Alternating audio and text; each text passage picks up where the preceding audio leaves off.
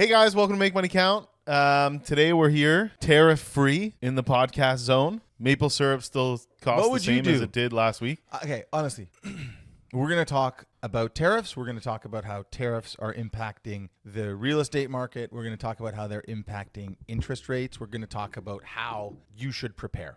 But before we get there, and I'm sure everyone has thought about it, let's say you are Trump's counterparty in this negotiation. Okay. How would you have handled it? What would you have done? I mean, we spoke yesterday about this. I mentioned to you briefly that just like everything else we talk about, I've forgotten Okay. or wasn't listening. No, just kidding. I feel like I'm like not one for direct confrontation and more of a like, you know, we've been friends for this long. Like, let's figure this out. Me and you. You know what I mean? Not like I'm going to shut the energy off to all of your eastern, coast, right? I don't know that would, but I feel like that's probably how you like a little more of an assertive, aggressive stance probably works better. But I don't like direct conflict. I like conflict's okay, but yeah. I think the problem with your analogy of like, we've been friends for so long, let's work this out. Yeah. Is that this is like one of those movies where the alien takes over the human body and you're not really negotiating with the human that used to be in the body. You're negotiating with the alien. Right? Like, yeah. You're not negotiating with the United States as the United States has been conventionally or over its history. A country that will play softball with its allies. Right. You're negotiating with a president who has, like, first of all, kind of thrown out the rule book, right? Right. Like, I was talking to a buddy of mine, and he said, isn't it crazy that it took more like bean counters and environmental assessments and financial impact studies to put bike lanes on Bloor Street than it did for Donald Trump to impose the most dramatic and heavy-handed tariffs anyone has ever seen in generations. Right. And circumventing, so like you saw in the response from China, circumventing trade law should have some consequence, right? Like, and what I mean by that is, like, clearly there is no basis in saying the reason why the tariffs are here is because of fentanyl. Right. Right? Like, Canada does not contribute to the fentanyl supply in the United States. Yeah. Sure, Canada's got a Mm-hmm. Canada has a porous border with the United States, and as a result, the Americans are using that. So Trump's using that as the reason why these emergency powers should be provided to him to tariff Canada and Mexico. Right. So we're painting both countries with the same brush. Mm-hmm. I think that on Monday, yesterday, you saw a little bit of the response when the market thought tariffs were coming in. Right. It was not great. Negative, yeah. The Dow was trending lower. The S&P was trending lower. Then you saw him announce that the Mexican tariffs were going to be held off 30 days, and then later on, the Canadian tariffs 30 days. If, like, the problem with this negotiation is, like, you can just ask for what you want to hold off the tariffs for 30 days. Mm-hmm. Get it. This isn't really what he wants. Right. What, like, can we agree on what Trump really wants? What do you think he really wants? Us to be the 51st state? No. No. He wants to take manufacturing jobs from Canada. Right. Bring it home type thing. Yeah. He understands that the American consumer is valuable, right? When the United States is in an expansionary time, when their economy is growing, Americans spend more than usual. Americans are voracious consumers of all things. Mm-hmm. And as a result, Canada has an opportunity to sell into the United States. Right. Mexico has an opportunity to sell into the United States. Right. European Union sells into the United States. He wants to bring as much of that manufacturing into the United States so that the United States gets the economic benefit of that. Right. And I don't even think Canada is the target of what he's trying to do. Like, I think... Who do you think's the target? Well, I think the European Union's probably a target. Right. Yeah. Actually, you know what? Let's pull up this chart. Okay, so there was a TD economics report. It was done, I don't know, maybe a week or two ago. How long ago? Not even. February 1st. Okay. I feel like I read this before February 1st, but okay. And put it up on the screen. It shows you Canada's contribution to the U.S. trade deficit. So as a percentage of the U.S. trade deficit, global U.S. trade deficit, again, the United States has a trade deficit because the United States has this massive consumer need. Right. It's a rich country that just needs things, right? Yeah. A lot of the cases, too, and we'll look at specifically what Canada sends to them. It's crazy. Like, everyone's so focused on tariffs right now that everyone is becoming more knowledgeable about what Canada provides to the United States. And I think this is an extremely healthy thing. Yeah. Because it's going to teach Canadians how negligent we've been so far, right? Like, for the sake of not getting our hands dirty and impacting the environment, we haven't been refining oil. We do to some extent, but we refine very little of our own natural resources. Our own oil doesn't really get refined here. We take it and we send it to the United States as a raw material to get refined. Right. The moment if we stopped doing that, we would be in a trade deficit with the United States, right? The United States would have a trade surplus. They would send us more than we sent them. Right. So the moment we could immediately change that by by not sending them oil, and we could refine oil here, and we could send oil to any number of trading partners immediately. We're in a surplus. Right. But if you look as a percentage, the chart 5. Sorry, got distracted. I'm pretty excited. I got so many different things I want. No, I like this. I like this. I'm into it. Okay, Canada is less than 5% of the trade deficit. We are just after India. We are also after Italy, Korea, Japan, Taiwan, Germany, Mexico, and China. Mexico is above 20% of their trade deficit, and China is above 30%. And Germany, who is Germany and Italy combined, I guess, who's where he's going to go with this next European Union target, it's like 15%. Although I bet you if they host like a fancy dinner for Trump in Italy, and Meloni, who's the Italian PM, gets along well with him, I think, because they're both kind of from the same political spectrum vibe. Yeah. So, I mean, the other thing is we could have avoided all of this if we named Lakeshore Trump Boulevard. I told you that early on. Yeah, right? yeah. Guarantee you we wouldn't be dealing with any of this if we had renamed Lakeshore Trump Boulevard. He just wants to get like a little, you know? And I know that's probably like going to piss a lot of people off, pandering to the big orange monster. But like, we got 4 years of this and he's not behaving conventionally. And the alternative is like, when I think about how to deal with this, I think about it from the perspective of like, can you imagine if you worked in a car manufacturing plant in Windsor? Right. You had a family and you worked your off every single day and you left and you went home. And now because the U.S. president came in with a very strong mandate, your job was in jeopardy and you didn't know whether you were going to have work. Mm-hmm. Like my dad works at Toyota. That was the first thing I thought of. Right. What did they say? There was an article a while back that was kicking around that was talking about how many times the material gets traded over the border before they build a car. It's like 9 times or something like that. I can't really remember, but like aluminum to this piece, back to Canada, to the dashboard, to like, you know what I mean? The supply chain is extremely complicated. Right. And it has been a period of time, and it was engineered kind of in accordance with this free trade agreement that we have in place, right? Right.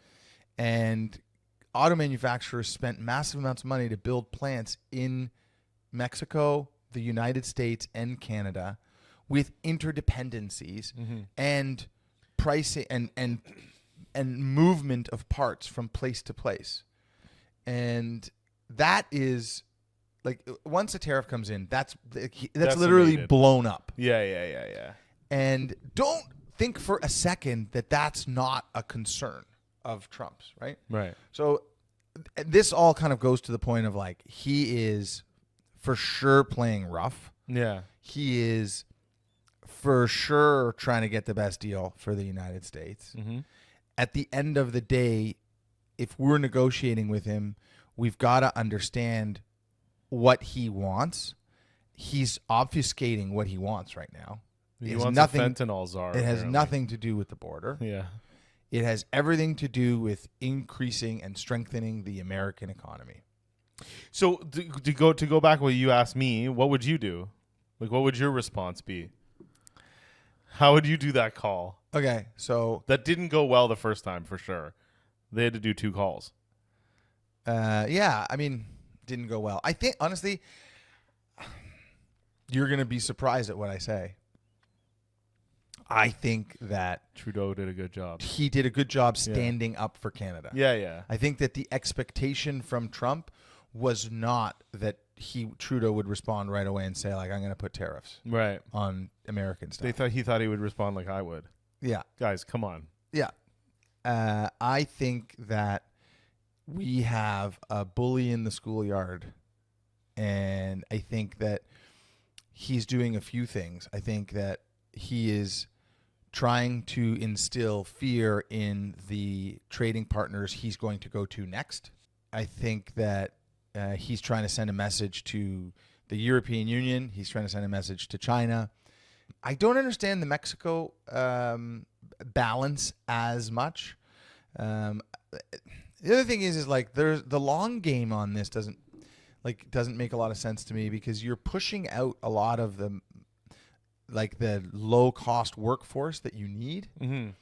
And then you want to bring the manufacturing jobs into your country. It's going to be more expensive. Yeah. So it's going to be more expensive. Yeah. But it's like, who's going to fulfill those jobs, those roles, right? Like at that part of it, I haven't really thought through to the extent that I fully understand it, unless they're like thinking about like full automation and, robotics, which maybe Elon Musk is like in his ear talking about that. But we've got a bully in the schoolyard, and he came to us first, and he was like, I want your lunch money. Mm-hmm. I want, your mom makes you a good sandwich. I want 25% of that sandwich every day. Yeah. And we said, like, oh, come on. Like, that's all I have. It's like, we don't have much, I thought we were friends. Yeah. It's only peanut butter and jam. Not anymore. I hit a growth spurt. I went through puberty. I'm the first one in the school to go through puberty. Yeah. And now I've decided that I need 25% of your sandwich every day, or else. What are you going to do? And we were like, I don't know. I'll show you like the Playboy magazine. The Rock collection. Whatever. He was like, okay, you know what you could do for me? You could stand guard out front of my classroom or something, like whatever. Yeah. But and if I'm happy over the next 30 days, then I won't start taking your sandwich again. Yeah. That's not a relationship. No. It's abusive. And the damage that does, I know you asked me what I would do. So I'm going to answer it. I'm going to answer it. Okay. But I want to answer it like with a couple parts. First, I want to say the damage that this does, this like 30-day on, 30-day off relationship, the damage that does to our economy is just as severe. Right. And look at the bond yields. Okay, so if you look at the bond yields, we were at like on middle of January, we were at 3.279. It's a big drop. Yeah. It's good for people who want fixed rate mortgages. And we're now at at the time of that we get this clip, but like we're 2.68, 2.7%. And if you just look at if you pull up the last 5 days for the same bond yield, we were at a low of 2.54 yesterday at 9:30 in the morning. And that was kind of like peak tariff fear when Trump was like, I'm not going to do anything about it. Right. So what does this do for the Canadian economy? This prevents businesses from investing capital in the Canadian economy. This prevents people from making decisions as to what they're going to buy. Everyone's tight on hold. Yeah. And this is so unhealthy. So hopefully we're coming to the realization that like this can't go on. Mm-hmm. And what can we do to stop it, right? So what my response would be, I would attack the things. I would go back hard. Yeah, I know you would. I'd impose an export tax on oil, right? Because he knows oil will hurt him the most, right? Right. The American consumer is also fragile, right? Right. They're dealing with inflation. He got elected on the promise that he was going to cut inflation. He does not want a fight that causes inflation. Right. So, I would just respond. I would respond with like, thanks so much for the 25% tariffs. We got some hard looking in the mirror to do as Canadians. We noticed you only did a 10% tariff on the oil. We'll do an export tax on the oil of 50%. And in the meantime, Canadian government will buy the oil from Alberta. Instead of writing checks, like here's the thing I'm most fearful of is this like fallback plan that we always rely on of like, let's just pandemic spend. Mm-hmm. Oh, we got the pandemic spending model. Let's just dust that one off the shelf and write and write everyone checks. That's not going to work. Yeah. But if we can do a deal with Alberta, first of all, interprovincial trade barriers. Right. Canada doesn't trade amongst itself. Why don't we start trading with each other? Yeah. Right? That'll help significantly. It'll also make us more effective with what we're producing. Mm-hmm. And we can now just fight amongst ourselves. Like what this should proven to everybody is the Americans aren't our brothers. Mm-hmm. The people in Manitoba are our brothers. Yeah. In Alberta, they're our brothers and sisters. In Newfoundland and New Brunswick, those are our brothers. Those are our sisters. Those are our family members. Mm-hmm. The United States are a distant cousin that likes to come over and kick the shit out of us every once in a while. So I think you got like the way you deal with this is you try to influence inflation in the United States as much as you possibly can. Right. So make them spend. Yeah, just like hit them at the pumps. So increase the cost of the oil or shut off the oil that we're sending them. Mm-hmm. And Doug Ford's idea of shutting off the electricity. Don't shut it off, but just put another export tariff on it. Right. And I saw another thing today. I don't know if it's correct, but they're moving forward with taking the U.S. products off the shelf. I don't know if that's still. I don't think that's still happening. I thought. I think all of this stuff's going to get paused for Right. 30 days, Yeah. and then in 30 days we're going to have a new list of demands. Listen, I don't think that's what's going to happen. Right. I don't think what I'm suggesting is going to happen. I think for the next 30 days we're going to continue to employ the same strategy we employed for the last 4 years. Right. Yeah. Like the problem isn't the tariffs. Right. The problem is that we operate our country inefficiently on hope. Right. Our number one strategy is hope. Right. We're like sitting in the fields, like picking flowers and like what's that game you play? He loves me, he loves, me not. Yeah, like she loves me, she loves me not. She loves me, our head is buried in the sand. Like we literally have no strategy to deal with this. Companies, large multinational companies have been contemplating the tariffs, right? They've slowed down investment for fear that Trump was going to get in power and how that would happen, how that would affect them. Right. They made inroads with Trump. Right. Because there was a chance he could be president of the United States. Right. Canada just doubled down on like supporting the Democrats. Right. Right? Right up until the win. And even after the win, Trump said that the win was setting back women's rights. Trudeau said it was setting back women's rights. Right. So our strategy of let's hope Donald Trump doesn't get elected didn't work. We didn't hope enough. Right. The hope meter, it's like one of those children's movies, like everybody hope. The hope meter didn't hit 11, and as a result, Trump got elected. Right. And what did we do when he got elected? We brought out the hope meter again, and we were like, let's hope that he doesn't put tariffs on us. All right, everybody, let's start hoping again. So maybe, instead of bringing out the hope meter again, we can roll up our sleeves and pull out the game plan meter. Yeah, and we can make a game plan. And that game plan can involve trading interprovincially, and that game plan can involve offering a fertile ground for investment to people around the world. That fertile ground of investment involves concessions on the tax regime that we currently have. It involves pipelines to get our natural resources to the coasts of our country and deliver it, be able to trade with other countries. Right. It involves not having one buyer for everything we sell. Right. And if we can get to that point, on its own, Canada will be stronger than ever. It will be diversified in its trading partners. We're not going to be worried about bond yields and how quickly interest rates are going up or down, which is really all we've got right now. Right. You want to know what's going to happen? We're going to have 30 days of garbage, of worrying and hoping. Well, Trump is golfing. Like, I remember on Saturday, I was reading about it, and I was like, Trump's golfing.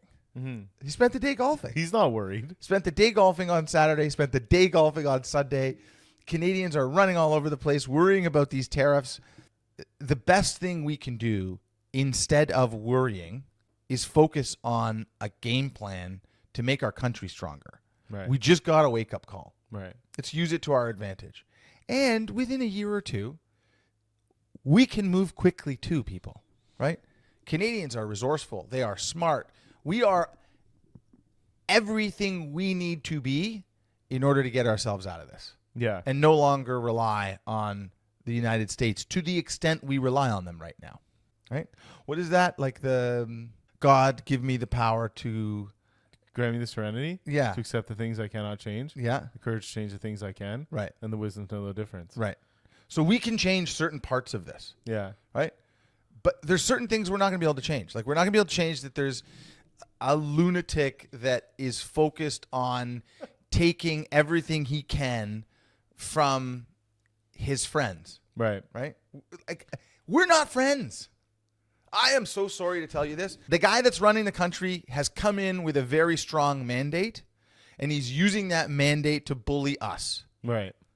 Well, right now, we're not friends. Right. Yeah. We can't behave like we're buddies. Yeah. Right? Anyways, on that, focus on the positive. Don't be cynical.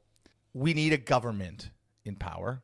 And the one thing I am scared of is, like, we've just talked about all of these amazing things that we can do as a country. We don't even have a government right now, by the way. We don't have a government. We don't have a government. It doesn't exist. And I worry, what my biggest fear is? We decide to bring the government back only to approve a pandemic-style spending. Right. Because the one thing that the NDP and the Liberals will agree on is that we should write more checks to people. Give out money, yeah. Yeah. So that's a concern. I think that what we would like to see is a conservative government come in and a conservative government bring on some of the reforms that we need to see. Right. Because we don't have a parliament to agree on the things that we need in order to help us through the problem that we have. Because we have this, like, pseudo prime minister right now who is waiting to run a leadership race for a party that no one's going to vote for. Yeah. And as a result, Canadians wait. It's like a race to see who's going to get third place. Well, second place in this situation, yeah. That's it. Thanks for watching.